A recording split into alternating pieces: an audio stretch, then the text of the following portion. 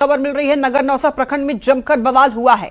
आज degree college के स्थानांतरण की मांग को लेकर सड़क जाम का आह्वान किया गया, लेकिन यहां पर प्रदर्शन से पहले ही देखिए पुलिस ने बड़ी कार्रवाई करते हुए 7 लोगों को गिरफ्तार कर लिया है और गिरफ्तारी से बौखलाए हुए कुछ असामाजिक तत्वों ने पथराव शुरू कर दिया। लोगों का पत्थर बरसाती वीडियो भी सामने आया है और फिलहाल घटना के बाद से भारी संख्या में यहां पर देखिए बताया जा रहा है कि पुलिस बलों को तैनात किया गया। इन तस्वीरों में आप देखिए जमकर बवाल, प्रदर्शन से पहले गिरफ्तारी फिर हंगामा। नालंदा का ये मामला है। डिग्री कॉलेज के स्थानांतरण की मांग को लेकर सड़क जाम का आह्वान किया गया था, लेकिन प्रदर्शन से पहले ही पुलिस ने बड़ी कार्रवाई करते हुए 7 लोगों को गिरफ्तार कर लिया। गिरफ्तारी की वजह से ही बौखलाए कुछ असामाजिक तत्वों ने पथराव करना शुरू कर दिया और देखिए यहाँ पर लोगों के द्वारा पत्थर बरसाते हुए की ये वीडियो सामने आई है। फिलहाल घटना के बाद से भारी संख्या में पुलिस बलों को वहां पर तैनात किया गया है। ये एक्सक्लूसिव तस्वीरें आपको दिखा रहे हैं। गिरफ्तारी से नाराज लोगों ने यहाँ पर इस तरीके से पथराव करना शुरू कर दिया।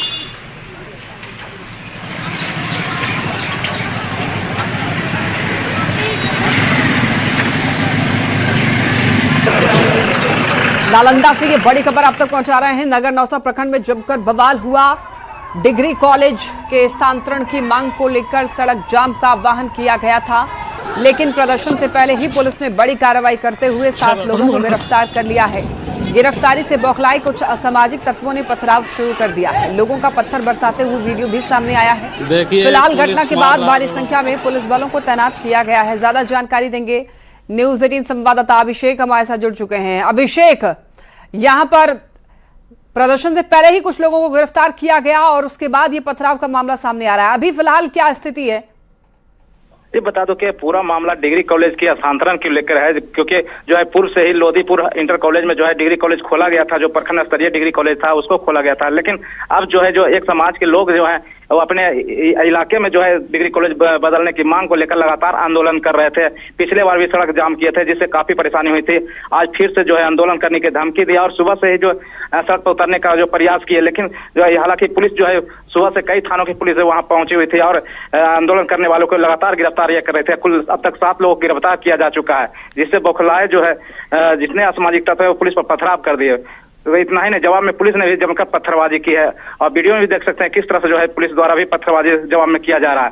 हालांकि इस मामले में पुलिस का कहना है कि इसमें और कई लोग हैं जो चिन्हित किया जा रहा है, खास करके कई सफेदपोश लोग हैं जो इसके पर्दे के पीछे हैं, उनको भी चिन्हित करके गिरफ्तार करने का प्रयास किया जा रहा है। जी, तो जो 7 लोगों को गिरफ्तार किया गया है वो कौन है अभिषेक?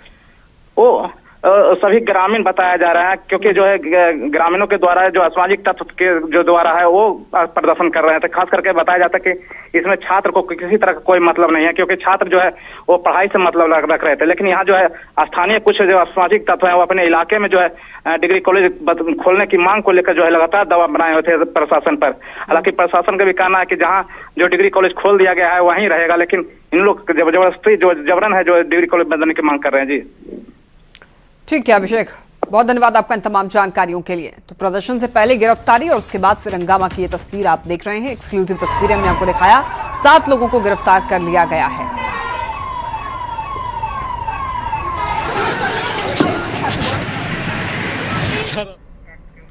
खबर आरा से, जहां पुलिस एनकाउंटर में युवक की मौत के बाद शव के 7 लोगों ने सड़क जाम कर लिया है और ये पूरा मामला भोजपुर के शाहपुर थाना क्षेत्र के बिलौटी गांव से जुड़ा हुआ है, जहां भरत तिवारी की पुलिस एनकाउंटर में इलाज के दौरान मौत हो गई थी। युवक पुलिस कर्मियों को हथियार लेकर धमका रहा था, जिसके बाद पुलिस की घेराबंदी में उसके द्वारा फायरिंग की गई और जवाबी कार्रवाई में पुलिस की फायरिंग में उसकी 3 गोली लगी, जिसको इलाज के लिए बताया जा रहा है कि सदर अस्पताल में भर्ती कराया गया है। डॉक्टर ने बेहतर इलाज के लिए उसको पटना पीएमसीएच रेफर किया है, जहां के इलाज के दौरान उसकी मौत हो गई।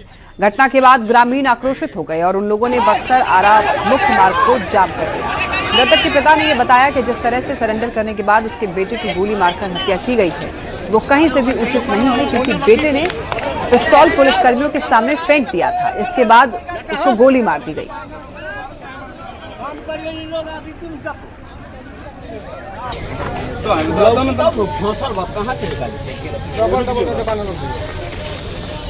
प्रशासन ने इसको घेरा है, हथियार को जो है कहा कि इसको बिक दो। तो पूरा 5 मिनट बात हुआ है, इससे बात हुआ, शासन दिया कि नहीं हम मारेंगे नहीं इसको, आप सिलेंडर हो जाओ। तो नहीं हमको काम होगा ना, विकास का घोटाला नहीं ना होगा इसमें, ये सब बात बोला है। तो नहीं हथियार बिगवा दिया है, हम लोग कहते हैं कि नहीं मारेंगे हथियार भी, तो हथियार देख रहा है लोग, हाँ वायरल हुआ है कि हथियार बिकते हुए दिखा रहा है कि हथियार इसे बिक दिया है, वहाँ तक वायरल है। इसके बाद में ये लोग जो हमारा है उसको। और देखिए आरा शाहपुर एनकाउंटर मामले में लापरवाही के आरोप में थानाध्यक्ष, 2 दरोगा सहित कई पुलिसकर्मियों को निलंबित किया गया है। अब इस घटना के बाद डीआईजी शाहबाद की यह कार्रवाई। परिवार ने पुलिस पर सरेंडर करने के बाद गोली मारने का आरोप लगाया था। शाहपुर थाना क्षेत्र के बिलौटी गांव का यह मामला बताया जा रहा है। चंदन जुड़ रहे हैं हमारे साथ ज्यादा जानकारी के लिए। चंदन, देखिए यहाँ पर जिस तरीके से एनकाउंटर किया गया है और उसके बाद बवाल यहाँ पर मचा है, अभी फिलहाल क्या स्थिति है? शाहपुर थाना क्षेत्र के बिलौटी गांव से जुड़ा हुआ है, जहां के रहने वाले युवक जो भरत तिवारी हैं, उनकी पुलिस इनकाउंटर में मौत हो जाती है। और ये सबसे जो बड़ा सवाल ये पैदा हो रहा है कि आखिर जब युवक ने सरेंडर कर दिया था, पिस्टल को पुलिसकर्मियों के सामने फेंक दिया था, उसके बाद आखिर क्या नौबत आई कि उस युवक को 1 नहीं 2 नहीं बल्कि 4 गोलियां मारी गई। और उस वक्त उसके बाद तकरीबन उसको वहां से सदर अस्पताल आरा ले जाए जाने के बजाय शाहपुर रेफरल अस्पताल ले जाया गया। परिजन जो आरोप लगा रहे हैं उनका साफ तौर पर कहना है कि न तो उसके ऊपर कोई चार्जशीट था, न ही कोई अपराधी था और न ही उसके ऊपर कोई आपराधिक मुकदमा दर्ज था। उसके बाद पुलिस ने जिस तरह से ये कार्रवाई की है उसको लेकर के सिस्टम पर कई सवाल खड़े हो रहे हैं। लेकिन सबसे जो बड़ा सवाल यह है कि मृतक के पिता का जो बयान है कि बेटे को पुलिस के द्वारा सरेंडर करने के बाद गोली मारी गई है। हालांकि घटना के तुरंत बाद उसको सदर अस्पताल आरा में इलाज के लिए भर्ती कराया गया, जहां की डॉक्टरों के द्वारा बेहतर इलाज के लिए उसको पटना पीएमसीएच रेफर कर दिया गया, जहां इलाज के दौरान उसकी मौत हो गई। पुलिस ने शव का पोस्टमार्टम वहां पटना पीएमसीएच में कराया और उसके बाद शव को परिजनों को सौंप दिया। देर रात तकरीबन 12 बजे के आसपास मृतक का जो शव है भरत तिवारी का, वो अब उसके गांव पहुंचा और सुबह से ही जो ग्रामीण है वो आक्रोशित हो गए हैं। उन लोगों ने आरा बक्सर जो 922 फोरलेन है उसको जाम कर दिया है और साफ तौर पर उनका कहना है कि जब तक इसकी स्वतंत्र एजेंसी से जांच नहीं कराई जाती है, न्यायिक पदाधिकारी से जांच नहीं कराई जाती है। हालांकि इस मामले को लेकर के बड़ा अपडेट ये सामने आया है। दर्शकों को मैं बता देना चाहता हूं कि इस मामले के सामने आने के बाद और लगातार पुलिस पर सवाल उठ रहे होने के बाद जो शाहबाद प्रक्षेत्र के डीआईजी डॉक्टर सत्य प्रकाश हैं, उन्होंने जो थाना प्रभारी हैं उसके अलावा 2 दरोगा और कई पुलिसकर्मियों को, जिसमें तकरीबन आधा दर्जन के आसपास पुलिसकर्मी शामिल हैं, सबको निलंबित कर दिया गया है और विभागीय कार्रवाई करने का निर्देश दिया गया है। हालांकि जो लोग हैं वो काफी आक्रोशित है। आसपास के जो दर्जनों गांव के लोग हैं काफी संख्या में पहुंचे हुए हैं और एनएच जो है वो पूरी तरह से जाम कर दिया गया है। तस्वीरों में साफ तौर पर देख सकते हैं कि लोग किस तरह से आक्रोशित हैं और लोगों का गुस्सा इस बात को लेकर के है कि आखिर सरेंडर करने के बाद एक वीडियो हम लोगों ने दर्शकों को दिखाई थी, जिसमें साफ तौर पर देखा जा सकता है कि जो आरोपी भरत तिवारी है वो पिस्टल को लोगों पुलिस के सामने फेंक दिया था। उसके बाद पुलिस के द्वारा उसको गोली मारने की बात बताई जा रही है। जी ठीक है चंदन, बहुत धन्यवाद आपका इन तमाम जानकारियों के लिए। और अब आपको एनकाउंटर से पहले का एक वायरल वीडियो दिखाते हैं जिसमें भरत तिवारी पुलिस को खुलेआम चुनौती दिया था और हाथ में पिस्टल लेकर पुलिस कर्मियों को धमका भी रहा था। समझाने पर भी वो मानने को तैयार नहीं था। बाद में पुलिस ने उसकी घेराबंदी की थी। उसे आराम से बिठाकर एक पुलिस अधिकारी बात भी करते हुए दिखे। इस दौरान पुलिस कर्मियों ने पूरा वीडियो भी बनाया था जिसमें वो बेखौफ होकर हाथ में पिस्टल लहराते हुए पुलिसकर्मी को ललकार रहा था और फिर बात भी कर रहा था। हालांकि देखिए वायरल वीडियो की ये खबर न्यूज़ 18 ने 16 जून को दिखाई थी और कल उसका एनकाउंटर हुआ था, जिसके बाद ही ये बवाल मच चुका है।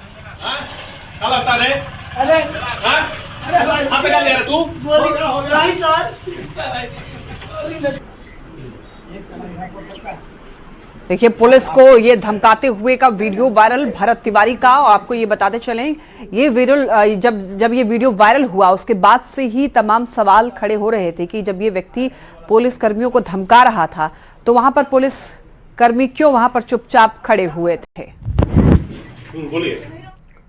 और अब आपको एनकाउंटर से पहले का एक वायरल वीडियो दिखाते हैं जिसमें ये हमने आपको वायरल वीडियो दिखाया किस तरीके से यहां पर समझाने के बावजूद वो नहीं मान रहा था। अधिकारी वहां पर बात करते हुए भी दिखाई दिए थे। बढ़ते हैं खबरों में आगे। अब देखिए पटना से बड़ी खबर, प्रिंस यादव की संदिग्ध मौत के मामले में देखिए रोशन आनंद एक्टिव हो गए। रोशन आनंद खान सर पर एफआईआर करवाने के लिए कदमकुआं थाने पहुंच गए। रोशन आनंद ने कदमकुआं थाने में आवेदन दिया और आवेदन को थाने ने रख लिया। फिलहाल आवेदन पर एफआईआर दर्ज नहीं हुआ है। कदमकुआं थाना आवेदन पर विचार कर रहा है। इससे पहले भी रोशन आनंद ने खान सर पर हत्या की साजिश का आरोप लगाया था। खान सर पर इस मामले में पहले से एक एफआईआर दर्ज है। अब खान सर की मुश्किलें बढ़ सकती हैं। कदम कुआं थाने में पहुंचने के बाद रोशन आनंद ने यह कहा कि उन्हें झूठा आरोप लगाकर जेल भेजा गया। फैजल खान ने उनके भाई की हत्या कराई है, लेकिन एफआईआर दर्ज नहीं किया गया। रोशन आनंद ने कहा है कि दबाव की वजह से एफआईआर दर्ज नहीं किया जा रहा है। रोशन आनंद ने एक बार फिर इंसाफ की अपील की है। उन्होंने कहा है कि हम थाने में ही बैठेंगे, चाहे फिर पटना पुलिस गोली ही क्यों ना मार दे। आपको ये बता दें कि रोशन आनंद जेडीयू कार्यकारी अध्यक्ष संजय झा से भी मिल चुके हैं। रोशन आनंद के सहयोगी अभिषेक और गौरव का पहले ही बेल रिजेक्ट हो चुका है। शुक्रवार को फिर जिला जज के पास में रोशन आनंद के वकील जमानत की अर्जी देंगे। वहीं खान सर के गार्ड मामले में 20 जून को अब सुनवाई होनी है।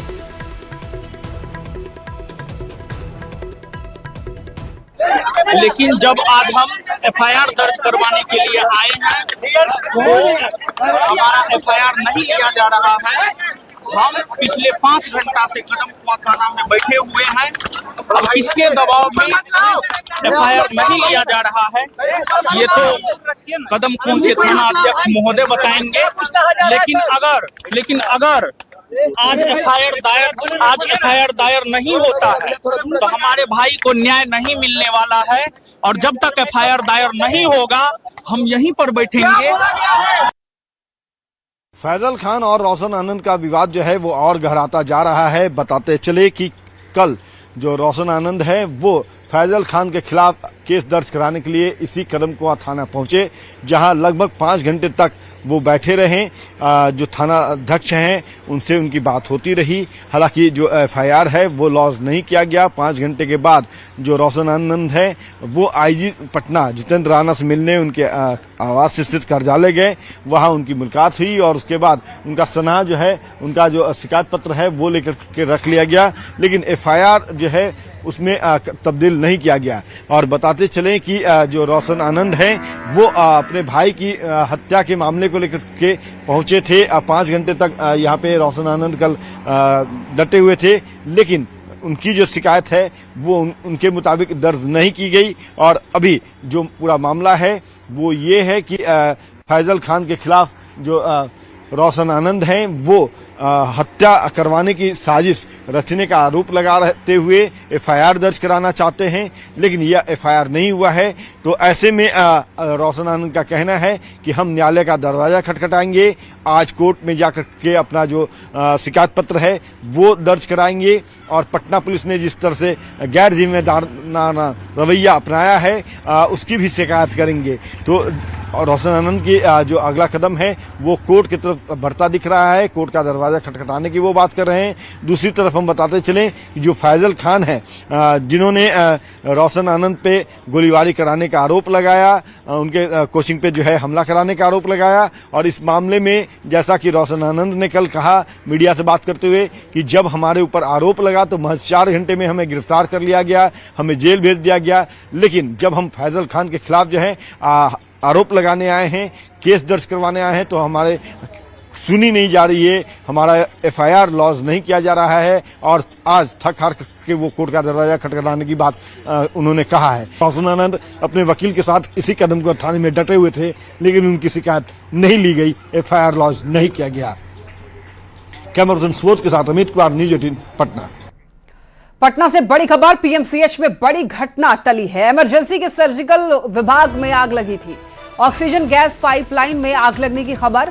अगरबत्ती से आग लगी थी। आग और धुआं उठने पर अफरा तफरी मच गई। 15 मिनट के बाद आग पर काबू पाया गया। इस वक्त की ये बड़ी खबर आप तक पहुंचा रहे हैं और ज्यादा जानकारी देंगे न्यूज़ 18 संवाददाता रजनीश हमारे साथ जुड़ चुके हैं। रजनीश, पीएमसीएच में बड़ी घटना टली है, इमरजेंसी के सर्जिकल विभाग में आग कैसे लगी, एक बार पूरी जानकारी दीजिए।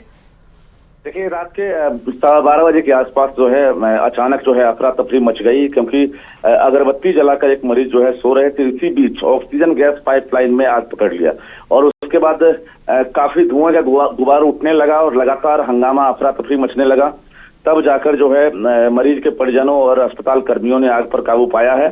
फिलहाल स्थिति सामान्य है, लेकिन उस बीच मरीज को दूसरे वार्ड में शिफ्ट करने की भी लगातार कोशिश जारी थी।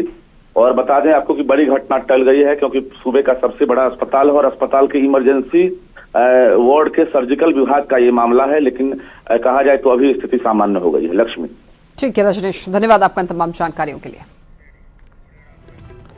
पटना से बड़ी खबर, टेंडर घोटाला के किंगपिन ऋषु श्री से पूछताछ। और यहां पर देखिए, यहां पर आपको बताते चलें कि एसबीयू ने लंबी पूछताछ की है। 15 घंटे तक लगभग यहां पर टीम ने पूछताछ की है। और इतना ही नहीं, 3 अलग अलग टीमों ने ऋषु श्री से पूछताछ की है और अलग अलग समय पर भी पूछताछ हुई है। और सवालों से ऋषु श्री बचने का काफी प्रयास किया है ऋषु श्री ने। और इतना ही नहीं, जवाब देने में आनाकानी की है। बार बार सवाल पूछने पर अनबने ढंग से उसका जवाब दिया। जब वीडियोग्राफी शुरू की गई उसके बाद कुछ सवालों का जवाब ऋषु श्री ने दिया। लेकिन देखिए, सबसे अधिक सवाल एसबीयू ने टेंडर में गड़बड़ी को लेकर किया। टेंडर में कमीशन के बल पर हेराफेरी, अफसरों से सांठगांठ को लेकर सवाल पूछे गए। आरोपियों के नाम को लेकर चुप्पी साध लिया ऋषु श्री ने। अगले 3 दिनों तक पूछताछ होनी है ऋषु श्री से।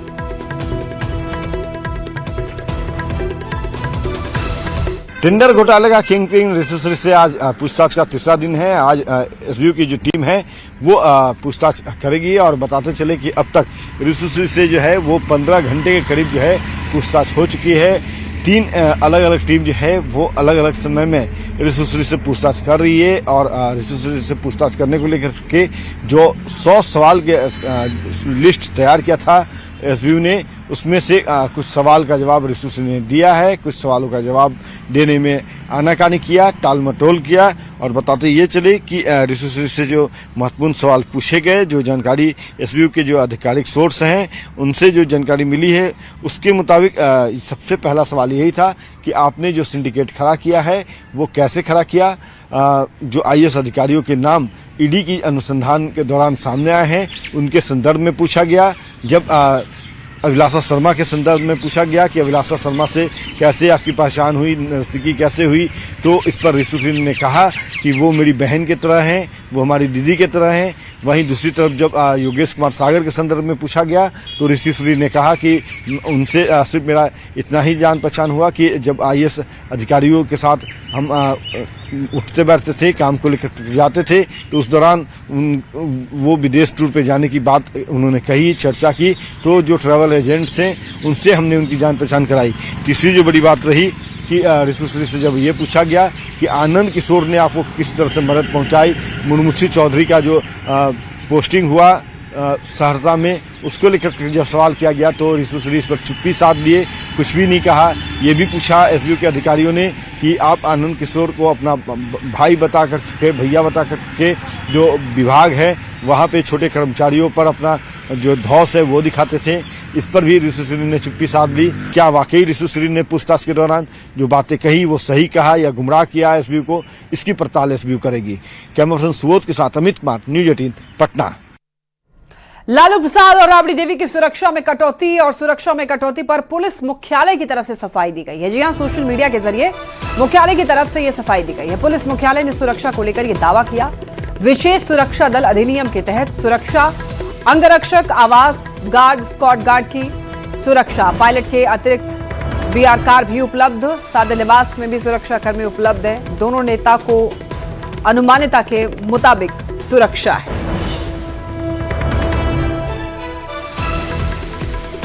लालू प्रसाद समेत पूरे परिवार की सुरक्षा वापस लिए जाने के मामले ने तूल पकड़ लिया है। और इसी बीच तेज प्रताप यादव भी इस फैसले से नाराज नजर आ रहे हैं। तेज प्रताप यादव ने कहा है कि हमने अपनी सुरक्षा लौटा दी है। उन्होंने पूर्व मुख्यमंत्री नीतीश कुमार पर सुरक्षा हटवाने का आरोप लगाया है।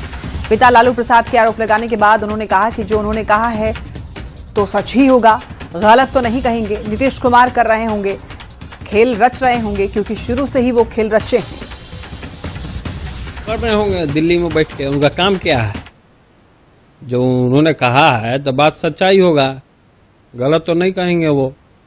तो नीतीश कुमार कर रहे होंगे, खेल बेल रच रहे होंगे, उनका शुरू से खेल बेल रचे हैं वो। तो बदला लिया जा रहा है। अब बदला लिया जा रहा है कि नहीं लिया जा रहा है तो नीतीश कुमार बताएंगे ना कि आप बदला ले रहे हो कि क्या कर रहे हो आप। उनका बेटा तो कुछ नहीं था, फिर भी उनको सुरक्षा बढ़ाया गया, हर एक चीज किया गया। कहाँ चुनाव लड़े थे क्या निशान जी? चुनाव लड़ जाते तब ना कहा जाता कि हाँ सुरक्षा उनको मिला है। तो अपना सुरक्षा लौटाएं हम लोग, सब ले जाइए अपना अपना सुरक्षा, अपने घर ले जाइए।